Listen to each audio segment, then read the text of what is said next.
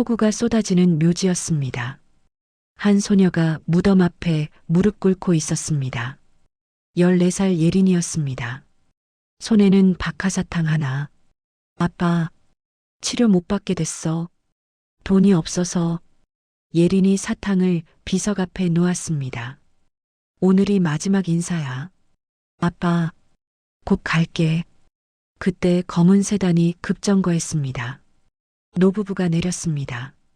여보, 저 아이, 준호랑 똑같아. 우리 손녀야. 예린이 놀라 뒤를 돌아봤습니다. 낯선 노인들. 예린은 비닐 우산을 펼쳐 도망쳤습니다. 잠깐, 아이야. 예린은 비탈길을 미끄러져 내려갔습니다. 어지러움이 몰려왔습니다. 그리고 쓰러졌습니다. 이 믿을 수 없는 만남의 전체 이야기가 궁금하시다면 구독 버튼을 눌러주세요. 평범해 보이는 사람들의 숨겨진 이야기를 매일 전해드립니다. 그럼 이제 이 소녀가 어떻게 살았는지부터 시작하겠습니다. 비가 쏟아지는 가을밤이었습니다. 14살 한예린은 학교 앞 편의점에서 컵라면 하나를 사들고 나왔습니다. 비닐우산은 구멍이 뚫려 빗물이 새어 들어왔습니다. 골목을 걸어 반지하 집에 도착했습니다. 녹슨 철문을 열자 곰팡이 냄새가 코를 찔렀습니다. 젖은 운동화를 벗자 신발 속 물이 바닥에 뚝뚝 떨어졌습니다. 냉장고를 열었습니다. 텅 비어 있었습니다. 김치 반찬 하나 없었습니다. 예린은 컵라면에 물을 붓고 기다렸습니다. 휴대폰이 울렸습니다. 병원이었습니다. 한예린 보호자님, 밀린 병원비가 2,100만 원입니다. 이번 주까지 300만 원 입금 안 되면 진료 중단됩니다. 예린은 대답 없이 전화를 끊었습니다. 그리고 벽에 붙은 고지서들을 봤습니다. 월세 독촉장, 전기요금, 수도요금, 모두 빨간 글씨로 최종 경고라고 적혀 있었습니다. 벽에 걸린 아빠 사진이 눈에 들어왔습니다. 5년 전 아빠가 돌아가신 날 찍은 영정 사진이었습니다. 예린은 사진을 쓰다듬으며 중얼거렸습니다. 아빠, 미안해. 나 때문에 아빠가. 그날 밤 예린은 열이 났습니다. 온몸이 불타는 것처럼 뜨거웠습니다. 하지만 병원에 갈 수 없었습니다. 돈이 없었으니까요. 다음 날 아침 예린은 간신히 일어나 학교에 갔습니다. 교실에 들어서자 몇몇 아이들이 코를 막았습니다. 야, 빈대떡 왔다. 냄새 진짜 심하다. 또 그 옷 입고 왔네. 빨래도 안 하나 봐. 예린은 아무 말 없이 자리에 앉았습니다. 익숙한 일이었습니다. 점심시간이었습니다. 예린은 급식을 받지 않았습니다. 급식비를 못 냈기 때문입니다. 배가 고팠지만 참았습니다. 도서관에 가서 책을 읽으며 시간을 보냈습니다. 오후 수업 중에 예린은 어지러움을 느꼈습니다. 눈앞이 흐려졌습니다. 하지만 꾹 참았습니다. 보건실에 가면 또 병원 가라고 할 테니까요. 방과 후 예린은 집으로 돌아왔습니다. 우편함에 편지 한 통이 꽂혀 있었습니다. 집주인이었습니다. 3개월 밀린 월세 900만 원. 이번 주까지 안 내시면 전기수도 끊고 퇴거 조치합니다. 예린은 편지를 구겨 쓰레기통에 던졌습니다. 그리고 주머니를 뒤져 동전 몇 개를 꺼냈습니다. 1,500원. 오늘 저녁 먹을 돈이었습니다.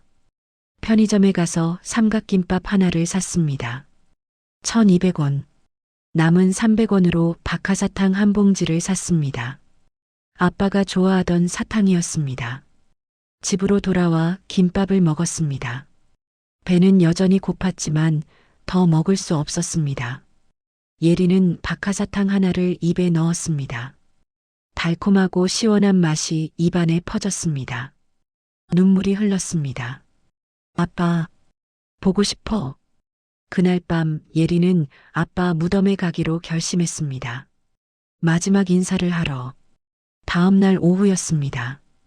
예리는 비닐 우산을 들고 공원묘지로 향했습니다. 하늘에서 비가 내리기 시작했습니다. 묘지에 도착했습니다. 아빠 묘비 앞에 섰습니다.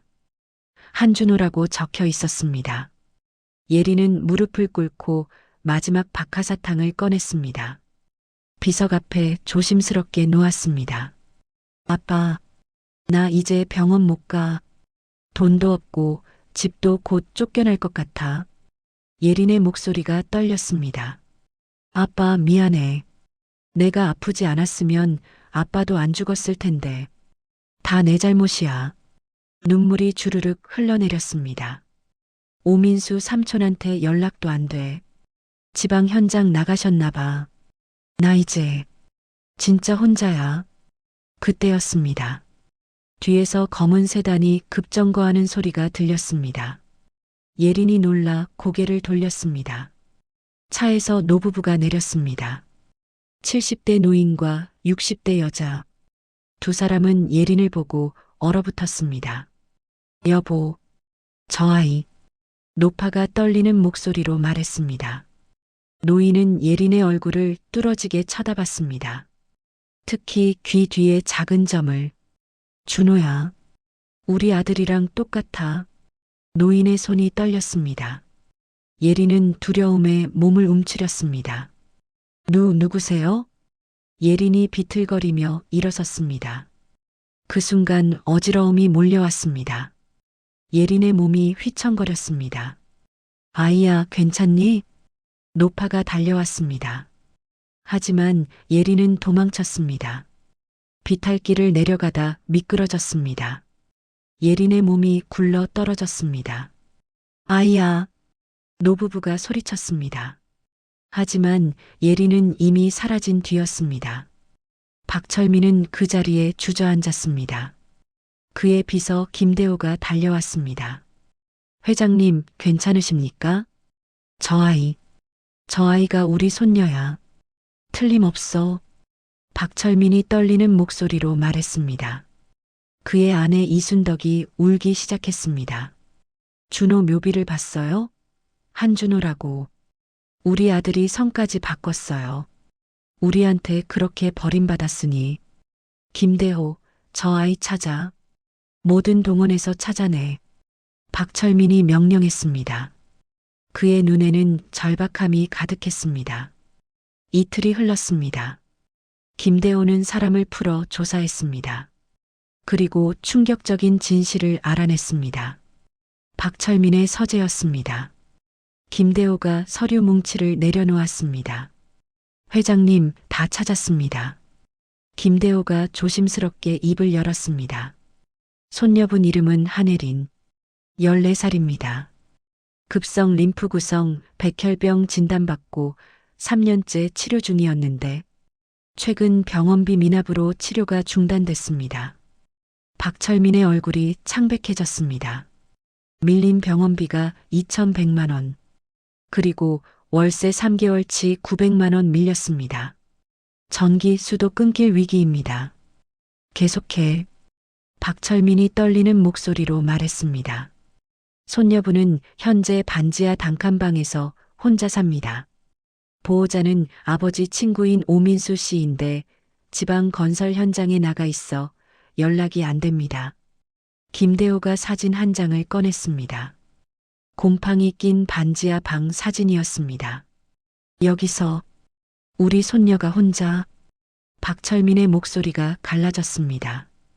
그리고 이게 박준호 씨 사망 진단서입니다. 김대호가 또 다른 서류를 건넸습니다. 박철민이 떨리는 손으로 받았습니다. 사인 고층 추락사. 장소 5호 건설 현장. 5년 전. 준호가 공사 현장에서. 네. 조사 결과 박준호 씨는 딸 병원비를 벌기 위해 위험한 고층 작업을 자원했다고 합니다.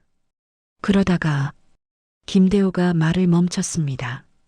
박철민은 진단서를 놓치고 바닥에 주저앉았습니다. 내가 아들을 죽였어. 내 손으로. 이순덕이 남편을 부축했습니다. 두 사람 모두 울고 있었습니다. 회장님, 당장 예린 양을 찾아야 합니다. 아이 상태가 매우 위중합니다. 박철민이 벌떡 일어났습니다. 차대, 당장 가자. 하지만 회장님, 아이가 저희를 거부할 수도. 상관없어. 무릎 꿇고 빌어서라도 예린이를 구할 거야. 박철민의 눈에 결기가 서렸습니다. 이순덕도 고개를 끄덕였습니다. 여보, 이번엔 놓치지 맙시다. 준호처럼 또 잃으면 전 못 살아요. 두 노인은 급히 집을 나섰습니다. 손녀를 구하러. 이른 아침이었습니다. 박철민의 승용차가 달동네 골목을 올라갔습니다. 예린의 집 앞에 도착했습니다. 박철민이 초인종을 눌렀습니다. 반응이 없었습니다. 그때 골목에서 거친 숨소리가 들렸습니다. 오민수였습니다.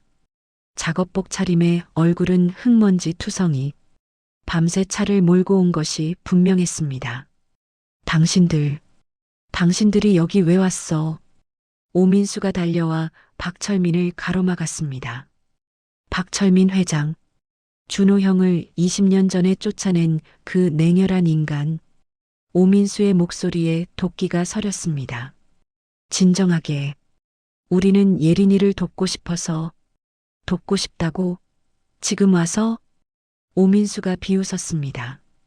준호 형이 어떻게 살았는지 알아? 공사판에서 막노동하면서 딸 병원비 벌었어. 왜? 돈이 필요하니까? 그러다 죽었어. 박철민이 주머니에서 봉투를 꺼냈습니다. 여기 5천만 원 있네. 병원비, 집세, 생활비. 오민수가 봉투를 낚아채 땅에 내던졌습니다. 탁! 그리고 발로 짓밟았습니다. 돈이면 다야? 준호 형 죽인 게 당신들이잖아. 그때 철문이 열렸습니다. 예린이 나왔습니다. 삼촌? 예린이 오민수를 반겼습니다. 하지만 낯선 노부부를 보고는 움찔했습니다. 저 사람들은 누구예요? 아무도 아니야. 그냥 잘못 찾아온. 그 순간 예린의 몸이 휘청거렸습니다. 삼촌, 어지러워. 예린이 쓰러졌습니다. 오민수가 받아 안았습니다. 예린의 입술에서 피가 배어났습니다. 예린아, 정신 차려. 병원, 당장 병원으로. 박철민이 소리쳤습니다. 김대호가 차 문을 열었습니다. 필요 없어요. 오민수가 거절했습니다. 하지만 박철민이 애원했습니다. 제발, 시간이 없어. 내 차로 가면 10분이면 돼. 오민수는 망설였다가 고개를 끄덕였습니다. 좋아요. 하지만 당신들은 태우지 마세요. 김대호가 오민수와 예린을 태우고 급히 출발했습니다. 남겨진 박철민과 이순덕. 이순덕이 울었습니다. 여보, 우리 손녀. 박철민은 바닥에 돈 봉투를 집어들었습니다. 흙탕물에 젖은 돈뭉치. 돈이 아무 소용이 없구나. 박철민은 평생 처음으로 돈의 무력함을 느꼈습니다. 병원 응급실이었습니다. 예린은 산소 마스크를 쓴 채 누워 있었습니다. 의사가 나왔습니다.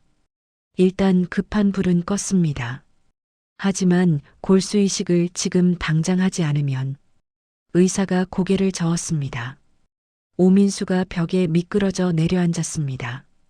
그때 박철민과 이순덕이 들어왔습니다. 예린이는? 우리 손녀는? 누가 들어오라고 했어요? 오민수가 가로막았습니다. 의사가 물었습니다.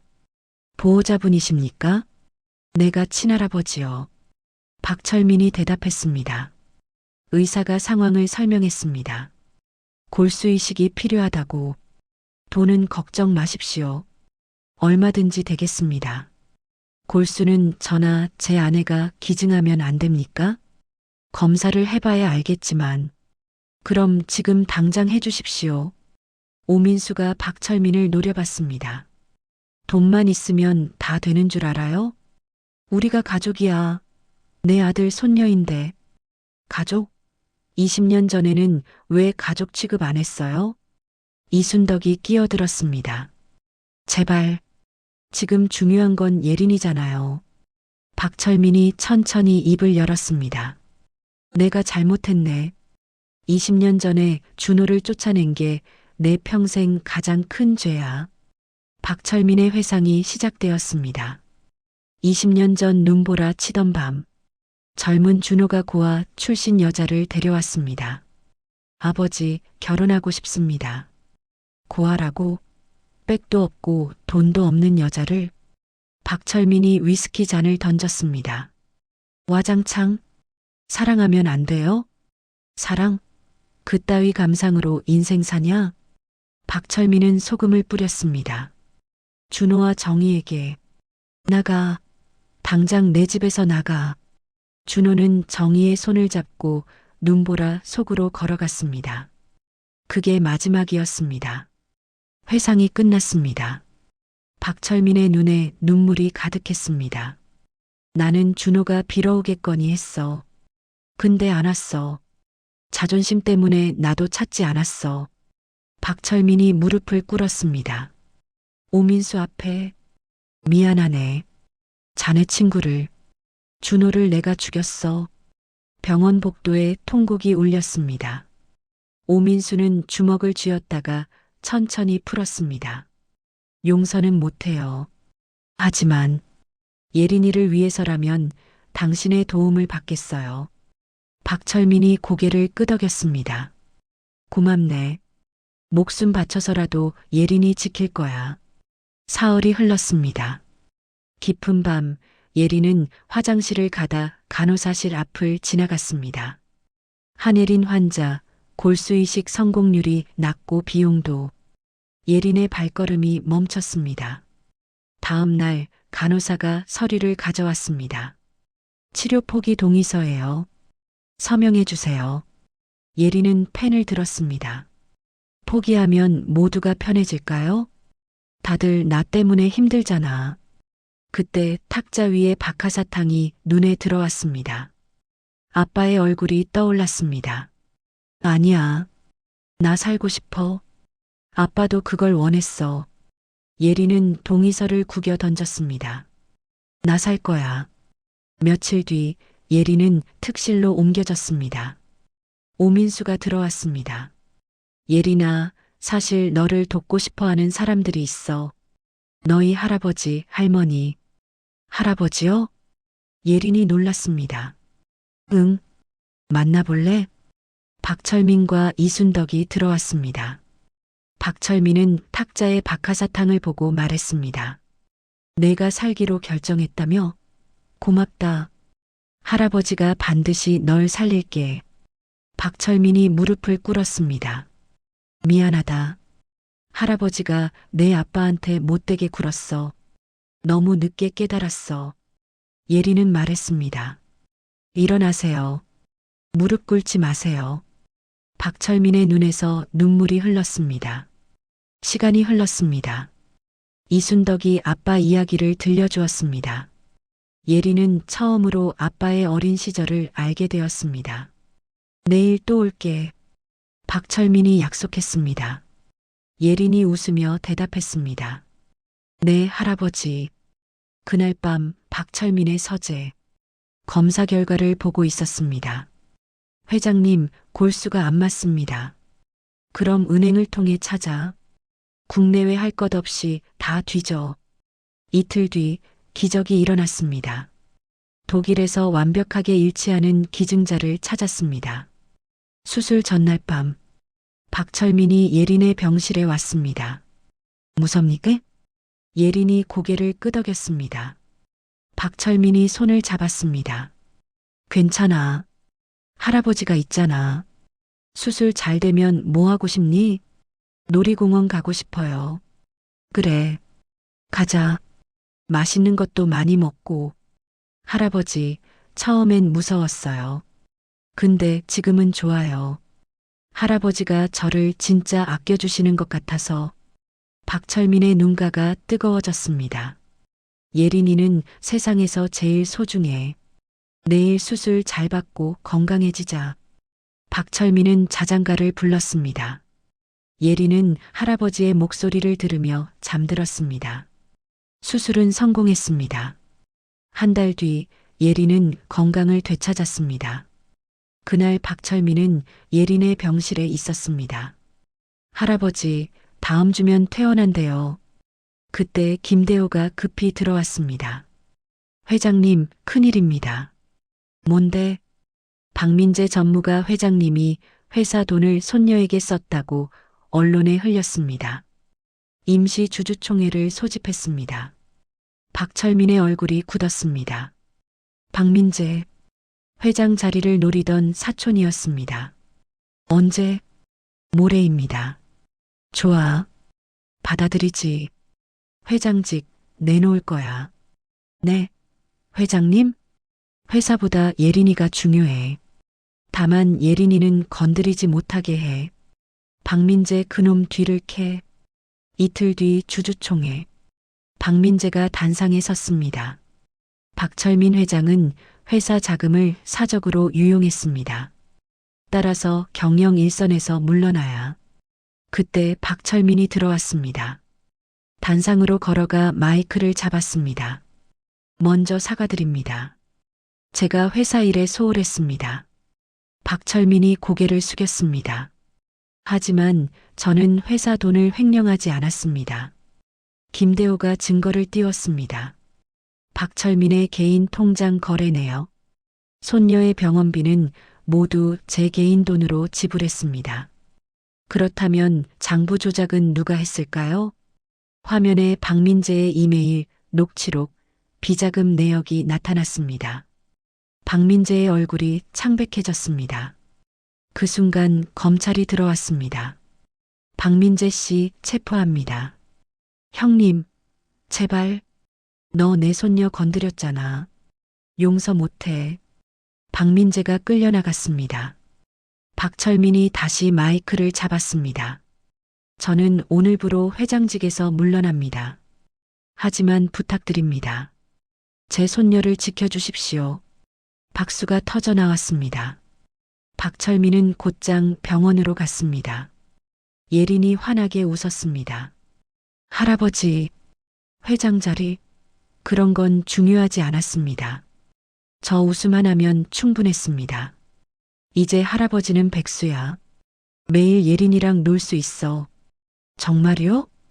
그럼 하고 싶은 거 다 하자. 예린이 할아버지를 꽉 안았습니다. 할아버지 최고예요. 3개월이 흘렀습니다. 봄이 왔습니다. 예린은 드디어 퇴원했습니다. 놀이공원은 가족들로 붐볐습니다. 예린이 회전목마를 가리켰습니다. 할아버지, 저거 타요. 할아버지도 같이 탈까? 진짜요? 세 사람은 회전목마에 올랐습니다. 음악이 흐르고 회전목마가 돌았습니다. 오민수가 사진을 찍었습니다. 찰칵. 시간이 흘렀습니다. 벤치에 앉아 솜사탕을 먹던 예린이 물었습니다. 할아버지, 아빠가 저를 많이 사랑했나요? 그럼. 세상에서 제일 사랑했어. 너 때문에 힘든 일도 견뎠어. 근데 아빠는 저 때문에 돌아가셨잖아요. 아니야. 내 잘못이 아니야. 내 아빠는 너를 지키다 간 거야. 사랑하는 딸을 위한 선택. 예린이 울었습니다. 박철민이 안아주었습니다. 할아버지도 예린이를 지킬 거야. 평생. 한참 뒤 예린이 말했습니다. 저 약속할게요. 아빠가 못다한 일 제가 할게요. 건강하게 자라서 할아버지한테 효도할게요. 효도는 필요 없어. 그냥 행복하게 살아줘. 15년이 흘렀습니다. 한예린 박사의 진료실. 예린은 5살 민준이의 마지막 진료를 했습니다. 민준아, 축하해. 다 나았어. 예린은 서랍에서 박하사탕을 꺼냈습니다. 나도 옛날에 이걸 먹고 힘을 냈어. 이건 마법 사탕이야. 민준이는 이제 더 강해질 거야. 민준이가 사탕을 받고 환하게 웃었습니다. 저녁 예린은 공원묘지에 왔습니다. 세 개의 묘비 앞에 섰습니다. 아빠, 할아버지, 할머니, 저 왔어요. 가랑비가 내렸습니다. 예리는 우산을 펴지 않았습니다. 할아버지, 제가 의사 됐죠? 아픈 아이들 고치는 의사. 할아버지 재단으로 많은 아이들이 치료받고 있어요. 반지하에서 혼자 떨며 죽음을 기다리는 아이는 없어요. 빗방울이 예린의 뺨을 타고 흘렀습니다. 아빠, 저 행복해요. 제가 받은 사랑을 다른 사람들한테 나눠주고 있어요. 휴대폰이 울렸습니다. 네, 응급환자요? 지금 바로 가겠습니다. 예리는 뛰기 시작했습니다. 누군가를 살리러. 그날 밤 병원 옥상. 예리는 하늘을 올려다봤습니다. 할아버지, 보고 계시죠? 저 이제 반지하가 아니라 이렇게 높은 곳에서 별을 봐요. 별이 밝게 빛났습니다. 제가 받은 사랑, 다른 사람들한테도 나눠주고 있어요. 사랑은 돈보다 강하다는 것. 그게 진짜 유산이라는 것. 예리는 주머니에서 박하사탕을 꺼내 입에 넣었습니다. 달콤하고 시원한 맛. 그것은 더 이상 슬픔이 아니었습니다. 희망의 맛이었습니다. 박하사탕은 죽음에서 생명으로 바뀌었습니다. 비는 절망에서 축복으로 바뀌었습니다. 반지하는 어둠에서 빛으로 바뀌었습니다. 사랑은 이렇게 이어집니다. 이야기를 끝까지 들어주셔서 감사합니다.